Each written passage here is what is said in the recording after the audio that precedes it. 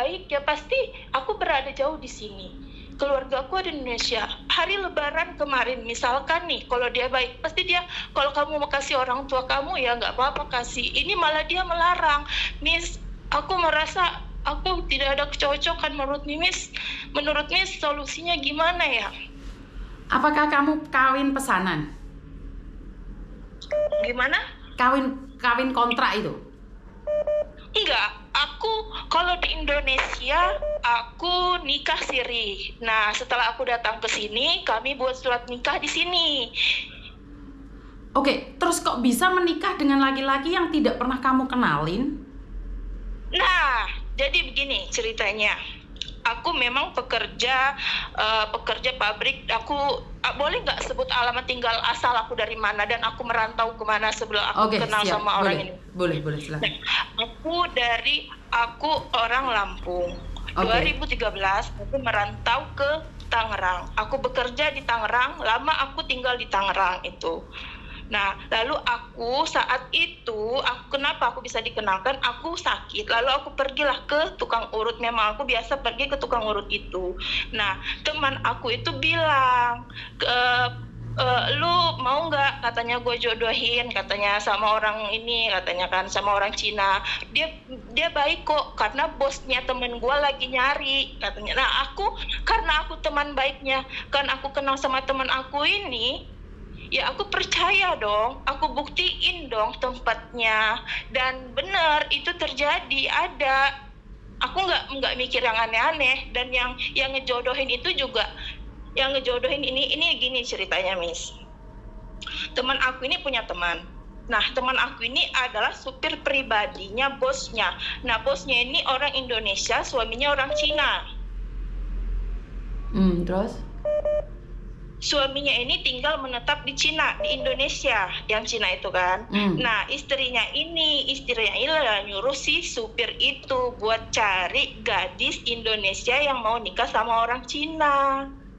Setelah aku cari, aku liatin kan, oh ya rumahnya ada di sini, pekerjaan dia ada di sini. Oh ya udah, kenapa nggak aku coba gitu kan.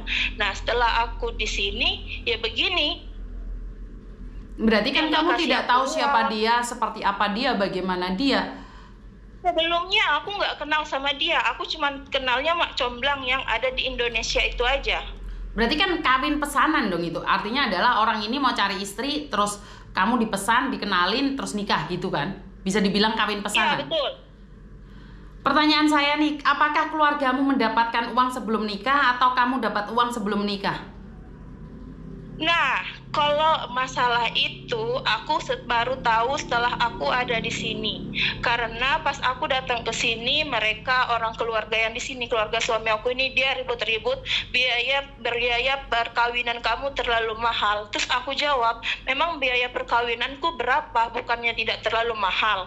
Aku sebutkan kan, mahar aku hanya 65 juta dan mas kawin 19,6 gram. Cuman itu saja, tidak ada lebih-lebih daripada itu.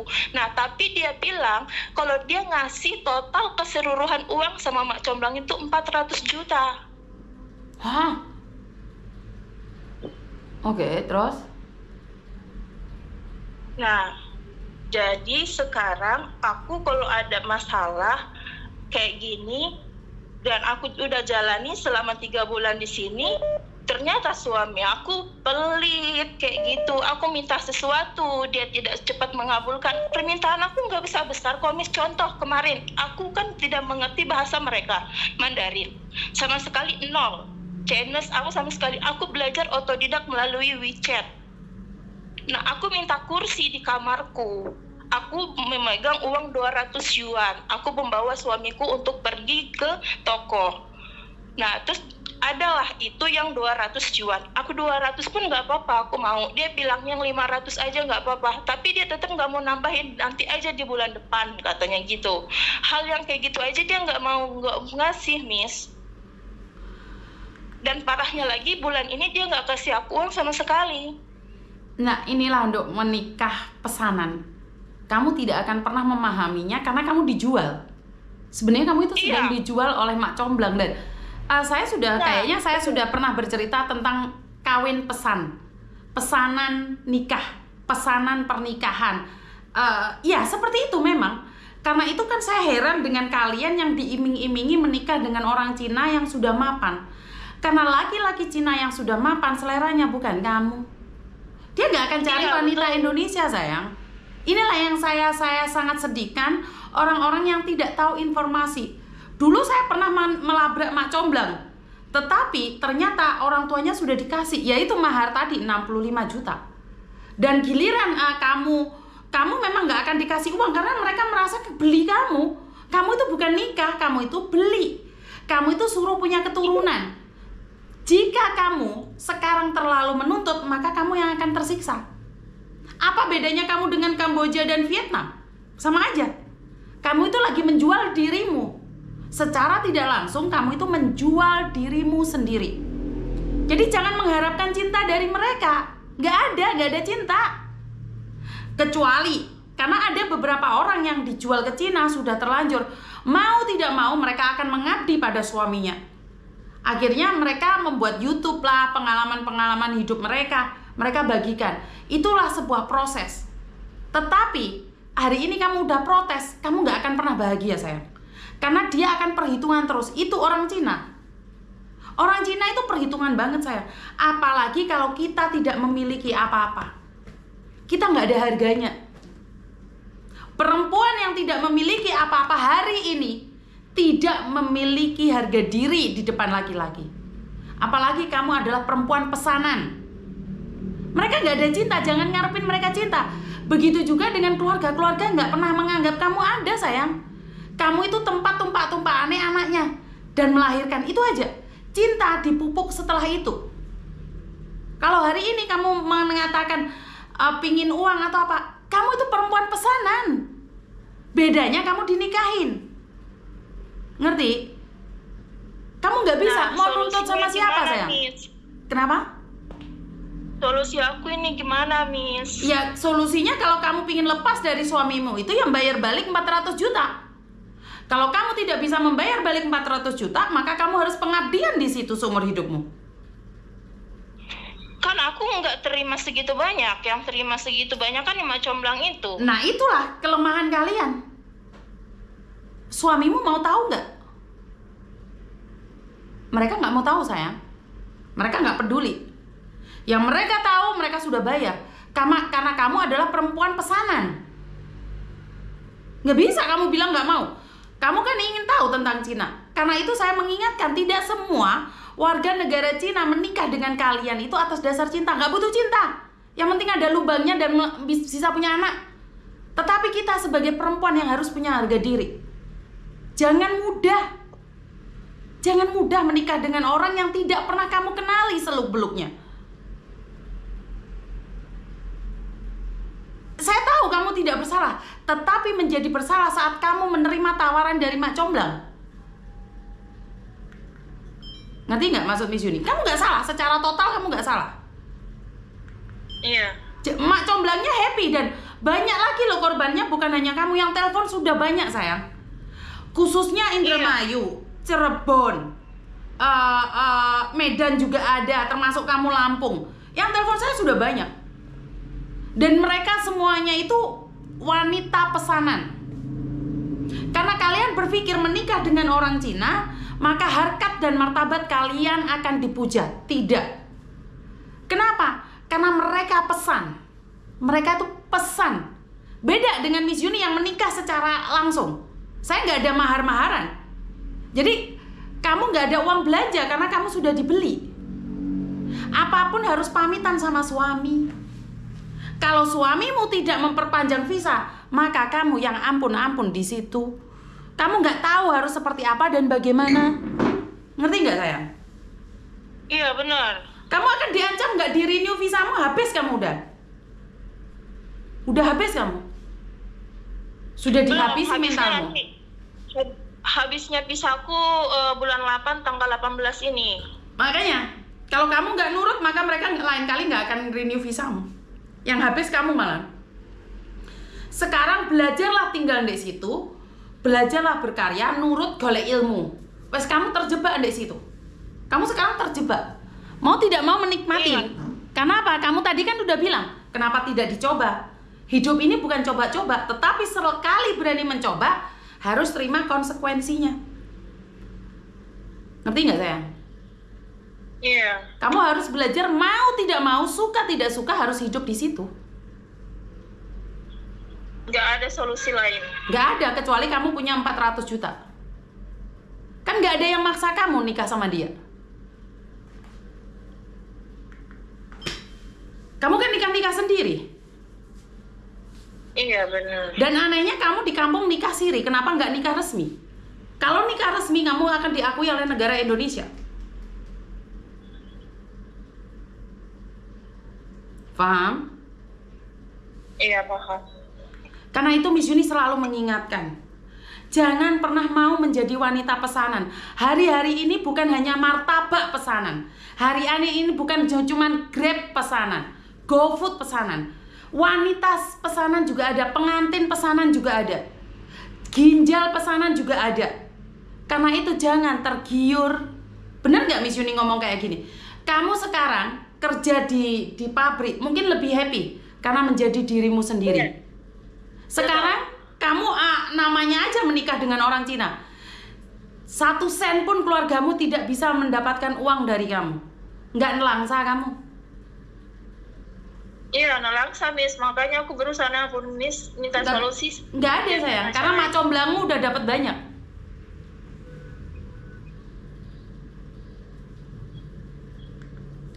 Itulah jahatnya mak comblang. Mak comblang itu sekarang macam-macam sayang. Mak comblang itu bukan hanya pernikahan, ginjal pun ada mak comblangnya. Yang paling jahat adalah orangnya kita sendiri yang jadi mak comblangnya. Mereka tidak akan menjelaskan seperti itu loh. Yang mereka mau uang. Mereka nggak peduli kamu disiksa. Ada juga kok yang dipukulin. Ada juga yang dibiarkan overstay. Ada juga yang dijongkrak ndek mobil, dijatuhin dari mobil. Ada sayang.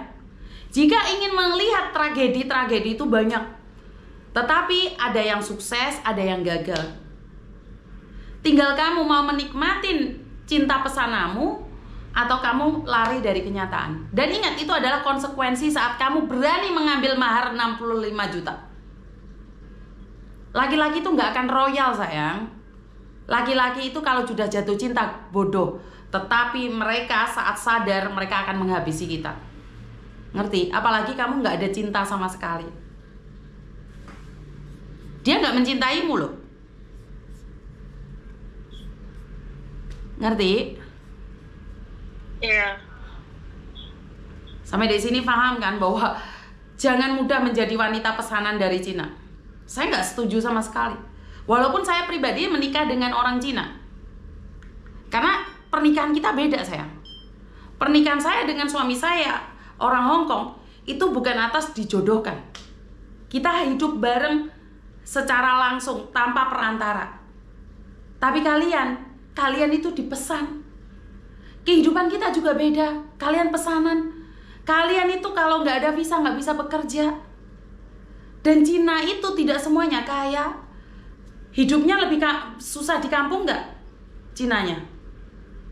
Di kota atau di kampung? Di sini kami tinggalnya di Pengji, jadi perumahannya itu kayak apartemen. Kecil atau besar rumahnya sayang? Oh, cuman kamar 3 apartemen ini. Kamar 3 itu udah besar sayang bagi kami. Bagi kami itu udah kaya. Yaitu kenyataan wanita pesanan, Dok. Intinya adalah kamu harus lapor diri dulu, ini yang pertama. Terus yang kedua, kamu harus menyesuaikan diri di situ. Karena nggak ada solusi lain, karena mak comblangmu sudah ambil 400 juta plus maharmu 65 juta. Jadi pesawatmu, visamu, semuanya itu kan dihitung. Kan bukan atas dasar cinta. Kalau ada atas dasar cinta, saya rasa suamimu akan mikir, kirimin dong buat ibumu, kirimin dong buat keluargamu yang lagi lebaran. Mereka kan nggak tahu itu sayang. Karena mak comblang nggak akan cerita itu kepada suamimu. Dan mak comblang juga nggak akan cerita tentang suamimu. Sama. Suamimu tidak tahu kamu tidak tahu suamimu. Kalian berdua itu sama. Sama-sama korban mak comblang. Walaupun itu teman baik loh. Teman baik, sahabat baik, jangan pernah percaya. Ngerti? Iya, ngerti. Sudah nggak bisa. Kamu harus belajar berani menyesuaikan diri di situ.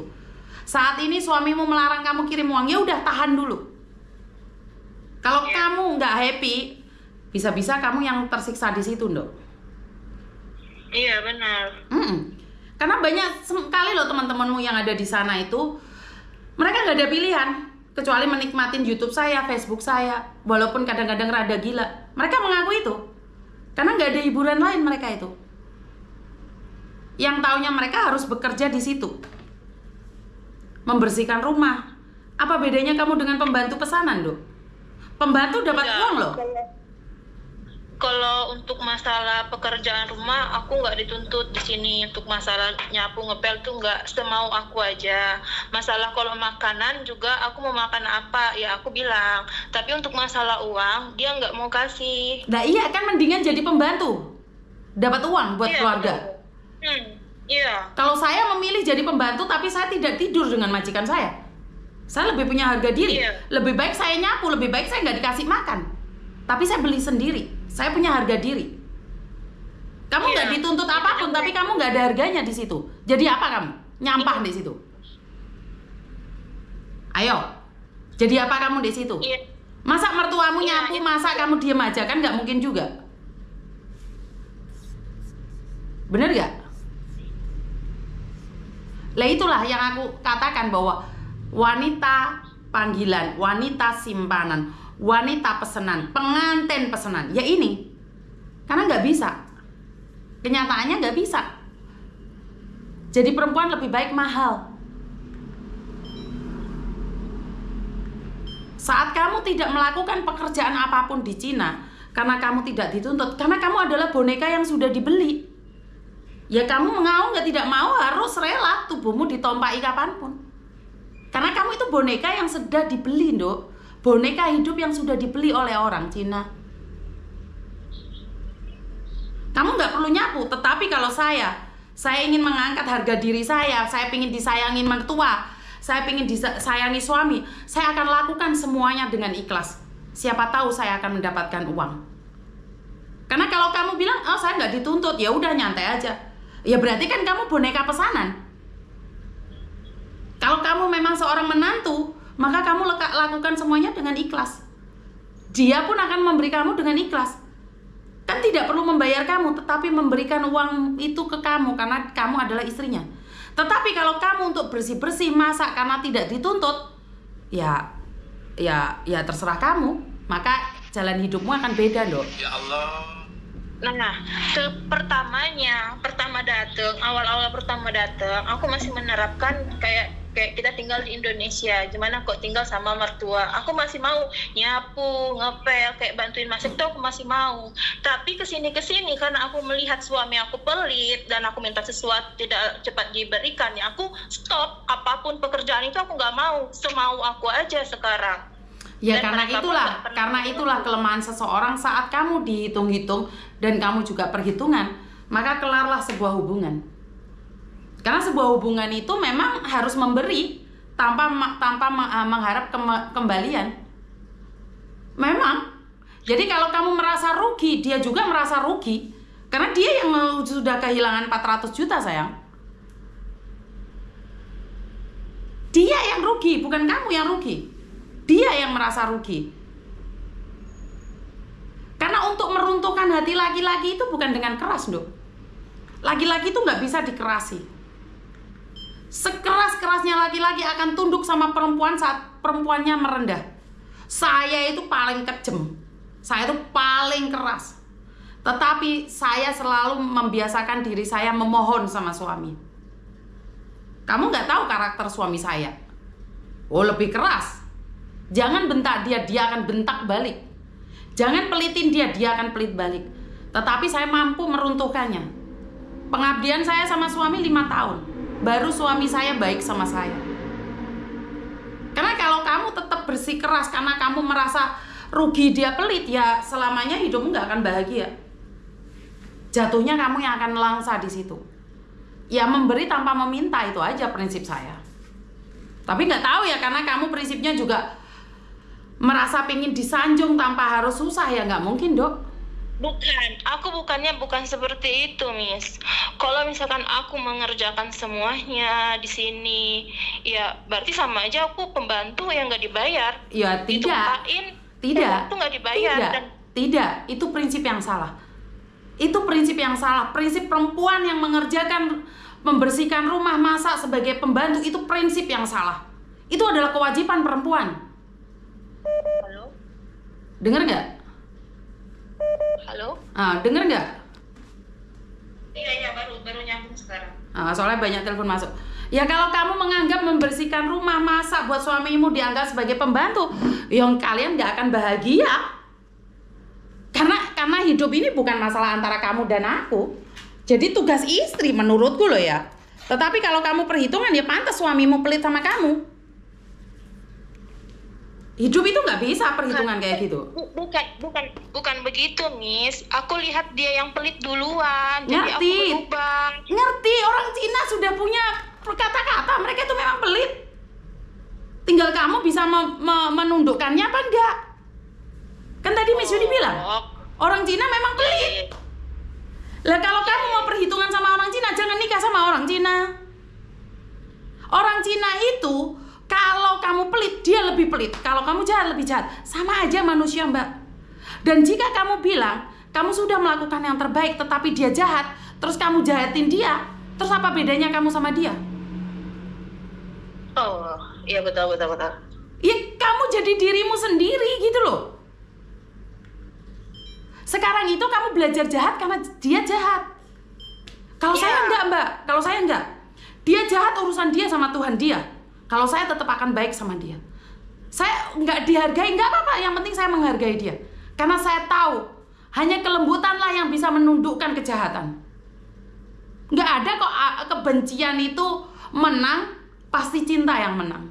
Lah kamu aja nggak dari atas dasar cinta. Bagaimana kamu bisa memenangkan hatinya? Bagaimana kamu bisa menang? Wong kamu aja sama dengan dia. Dan hari ini kamu perhitungan tentang bersihin rumah karena suamimu pelit. Ya selamanya sayang, kamu akan mati sendiri dengan apa yang kamu lakukan.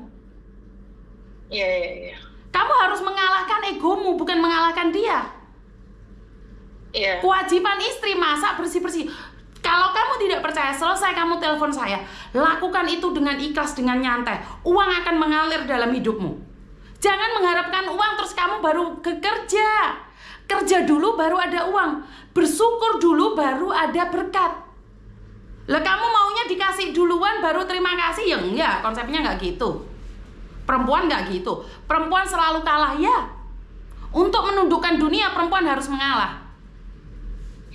Tetapi perempuan punya energi yang lebih. Dan suatu saat perempuan bisa ngundat-ngundat. Lah kamu aja sekarang nggak punya apa-apa udah sombong. Kan bisa dibilang seperti itu. Iya. Jangan jadi perempuan yang lemah lembut. Setelah kamu pegang kuncinya, terserah kamu mau apain dia. Kamu belum punya apa-apa udah sombong, ya jelas ketendang kamu, Dok. Ini prinsip. Kamu harus punya anak dulu. Kamu harus bisa bahasa dulu. Habis itu kamu mau ngapain aja menang kamu, Dok. Ngerti? Iya, ngerti. Kalah, mengalah bukan berarti hancur. Karena perempuan yang mundur satu langkah dari laki-laki, dia sedang menyiapkan pisau, tombak, bom, granat. Simpan itu dalam memori. Oleh awake dhewe punya energi, baru ditembak nih jedor-jedor. Sekarang kamu nggak punya apa-apa di sana kok. Sombong ya, kalah kita. Ngerti? Iya, ngerti, Miss. Paham? Jangan sombong dulu. Simpen semua ilmumu itu, terapkan, belajar bahasa. Wes ditompaki saenak-enake wong lanang sampai wong lanang ki lali donya. Lah wong kamu sombong ngeram, ya jelas kamu nggak dapat uang, sayang. Tundukkan laki-laki dengan kekuatan kelembutan seorang perempuan. Suruh nyapu, aku nggak pernah Mbak namanya nyapu sampai drosor-drosor. Tetapi demi mendapatkan hati suami saya nyapu. Saya umbah-umbah. Bahasan aku wis menang, wis ndek anak. Loh, bedel tak tembak-tembakno wis anak iki. Diundat-undat aku saiki. Aku mbiyen urung iso bahasamu kene, no tak undat-undat karena saya sudah menang. Paham? Iya. Makanya jangan sesekali menyombongkan diri kalau belum punya ilmu. Ambil semua ilmunya orang Cina itu, serap semuanya. Simpan. Jadikan itu ahli sejarah. Ahli sejarah perempuan apa? Ngundat-ngundat. Ngerti? Iya, ngerti. Semangat. Hari ini kamu tidak mendapatkan uang. Tompai bojomu sampai bojomu ini lali lupa ingatan. Lakukan dengan ikhlas sampai duitnya brodol. Paham? Paham. Jangan kalah sama laki-laki kamu. Wes terlanjur kok. Miss, sebenarnya kalau aku hanya berdua sama suami aku itu baik, Miss. Dia apa yang aku minta dia kasih, karena kami tinggal sama mertuaku yang perempuan. Karena yang laki-laki kan, yang suami aku ini kan, yang laki-laki dia punya kebun jeruk. Nah, kalau yang laki-laki itu selalu tinggal di kebunnya, jarang pulang ke sini kalau ada perlunya aja. Yang menetap tinggal sama kami ini, adiknya yang udah menikah itu juga ada rumahnya di Chongqing. Tapi nggak tahu pada kumpul semua ke sini menempati kamar-kamar yang ada di sini. Emaknya stay dengan kami di sini. Nah, emaknya itu kamu itu sebentar. Suami aku ini. Sebentar. Mertua dimanapun tidak suka menantu karena kamu sudah mengambil anaknya. Jangan salah loh. Oh. Kamu belum pernah punya anak, jadi kamu nggak akan merasakan itu. Perempuan mana yang rela anaknya mencintai wanita lain? Loh, konsepnya kamu berarti harus mencintai mertuamu, harus disayangi. Lah sekarang kamu duduk manis ngonceki kacang, mertuamu sing nyapu ngepel. Ya jelas lah mertuamu nggak suka dapuramu. Paham? Kalau bisa jadikan ratu mertuamu, maka kamu akan jadi permaisuri di rumah suamimu. Lewong kamu sing duduk mitili kacang, moro tuamu ngepel masak, ya jelas ngojok-ngojoki anaknya. Piye to konsepmu? Mertua itu tidak suka menantu karena apa? Anak yang dari kecil dibesarkannya tiba-tiba mencintai wanita lain, itu wajar. Ngerti? Oh, yeah. Wajar. Ngerti. Jadi kamu harus menundukkan ratunya rumah agar kamu jadi permaisuri. Lewong kamu sama mertuamu jahat, terus mertuamu masak, terus kamu yang lungguh-lungguh sambil main HP, ya jelas lah diojo-ojoi. Kalau sampai mertuamu nggak suka, kamu bukan jadi permaisuri, kamu dijadikan gunde. Paham? Iya, paham. Makanya, karena saya paham banget mertua yang tidak suka menantu. Karena anak yang dari bayi digendong, ditameng-tameng, moro-moro mencintai orang lain. Walaupun dia sadar dia tidak bisa ngeloni anaknya. Makanya itu dia izinkan anaknya menikah.